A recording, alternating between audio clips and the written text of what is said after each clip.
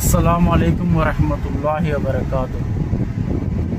సోదరా, మనం సచ్చాక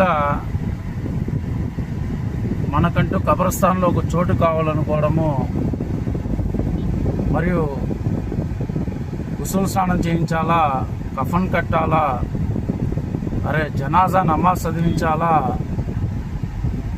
మరియు నలుగురు మనల్ని మోసుకెళ్ళి సమాధిలో ఖననం చేయాలా, మరియు పాప క్షమాపణకై దువా చేయాలా. మనం అనుకుంటాము స్వర్గాన్ని కూడా పొందాలనుకుంటాము.